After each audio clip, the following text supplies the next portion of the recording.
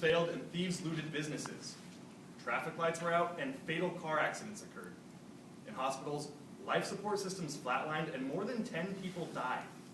Now, officially, the blackouts were caused by overgrown trees in Ohio. Only now, computer security experts confess the lights went out in New England because the Chinese military hacked our system. The former president of the Cybersecurity Industry Alliance, Tim Bennett, and even US intelligence officials explained that the Chinese hacker tried to map the infrastructure of our banks, but he goofed. Now, what would we do without electricity? Our computers, our iPads. Seriously, cyber war would devastate us. Currently, our defenses are protecting us from attacks 6 million times per day. General Keith Alexander, the leader of the National Security Agency, said that unauthorized users probe the Defense Department systems more than 250,000 times an hour. The implications are overwhelming, yet we are not secure. The Wall Street Journal alerts us on May 8, 2010 that although the US spends millions on internet defense, our offense is virtually helpless in catching these criminals. The US even ignores warnings of Al-Qaeda's use of cyber war. Since The Economist, July 3, 2010, forewarns that we don't even know all the true dangers of cyber warfare, we must first confront the harms. Then, second, its causes, so that finally we can control, shut down, and delete this threat. Not only are we fighting on land, sea, air, and space, now cyberspace has become the fifth domain of warfare. Atlantic Monthly, March 2010, defines cyber warfare as organizations or individuals spying on us, tampering with our computers, or causing damage to our electronic networks. They wreak havoc by defacing or downing government websites, spreading viruses that disrupt our computer systems, or even using the internet as a direct instrument of death. There are 3 types of cyber attacks: physical, psychological, and espionage. The first is the attack on physical facilities. Skilled hackers can take remote control of the software that operates dam floodgates and initiate a demolition, or take over air traffic control and crash civilian-filled airplanes. The second type of cyber attack is psychological. Now, this is not a war of bodies, but a war of minds. As far back as June 2003, the Middle East Journal warns of psychological cyber attacks. One such attack happened last year when a group calling itself the Iron Guards attacked Israeli government and business websites, seriously disrupting their economy in the first recorded Arab-Israeli cyber war. And the third type of cyber attack is espionage, or stealing information. The Economist, July 31st, 2010, pointed out the problem when secret US military records were leaked to the public just this past summer. The records contained names, raw field reports, and 15,000 sensitive documents that placed our men and women in danger. These leaks of information are just as serious as the physical and psychological attacks. They cost lives.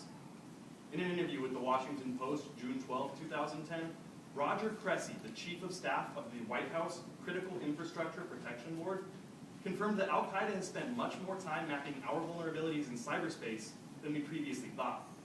The question is a question of when, not if, said Cressy. Now, the most disturbing thing about all of this is that cyber attacks can be traced. Although they can try and hide the source of their attacks by routing them through hijacked computers in other countries, or attributing them to independent criminals, most of the time we know the source. Former US government official Richard Clark said that in many cases we know where the attack comes from and exactly who did it. So why aren't we able to defend ourselves? There are 3 major reasons we aren't stopping cyber terrorists: governmental turf conflicts, inadequate tools, and poor help from other countries. First, turf conflicts among the US government are making us all vulnerable to attack. General Keith Alexander, the leader of the National Security Agency, said, "The NSA does not want to be in charge of cybersecurity for the United States government." Okay, fair enough, so hand it over to the Defense Department. Only that won't happen either. Defense Secretary Robert Gates claims it is more of a homeland surveillance issue and not a military concern. So right now, our cyber defenses are stuck somewhere between the NSA, the Department of Defense, and Nebraska. Right now, all cyber war matters are handled in Omaha, Nebraska at the U.S. Strategic Command Military Unit. This is the same unit in charge of nuclear warfare, which brings us to our second cause: inadequate tools. Pentagon spokesman Lieutenant Colonel Eric Butterbaugh said the U.S. Strategic Command military unit is just not adequately equipped to handle a cyber war. On top of that, an independent study published in the National Journal November 14, 2010, confirmed that the nation's cyber war staff is fragmented, splintered all over the country, with many of them even working from home. The study pointed out how they're poorly paid and that the hiring process often takes months. It's no wonder our cyber war tools aren't sufficient. And the third cause, poor help from other countries. Forbes magazine, April 15, 2010, points out that other countries should be held responsible for attacks originating within their borders, but they're not. They should help track down any cyber criminals, but they don't. In some cases, like the Czech Republic or Italy, they don't have the capabilities to help. They're even worse off than we are. In other cases, like China or Russia, they don't want to help. So what can we do about this? Solutions to this threat, like nuclear weapons, calls for a multi-tiered response. Beefed up defenses, treaties, and a focused concern on rogue states. The first solution is to fix what we already have in our government. Senator Joe Lieberman is concerned with the issue. According to Engineering and Technology, July 26, 2010, he sponsored a bill, S-3480, to create Cybercom. The bill is called Protecting Cyberspace as a National Asset Act of 2010, and it has two main components. First, it recommends establishing a cybersecurity chain of command within the federal government, and second, it would create a new multi-agency cyber operations center.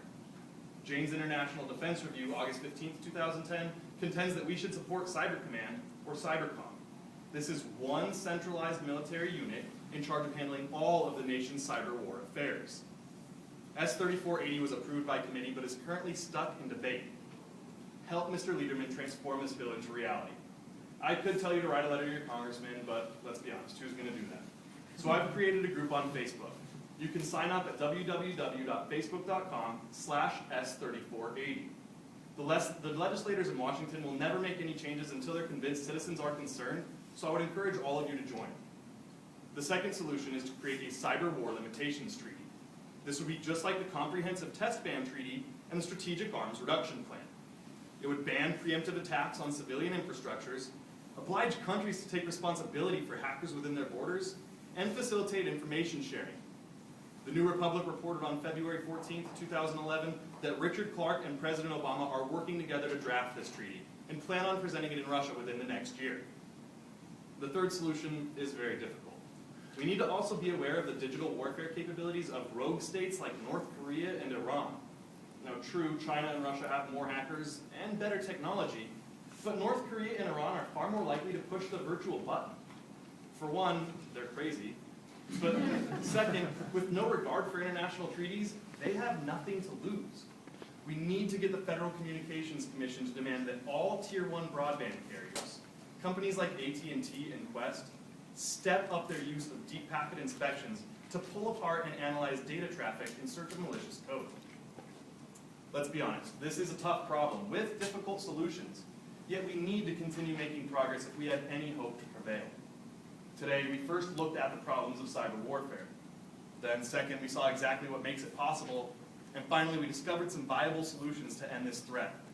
When the Founding Fathers established this country, I'm sure they never could have envisioned a problem like this. That's why it's up to every single one of us to do our parts so that we can ensure cyber warfare gets logged away in our history.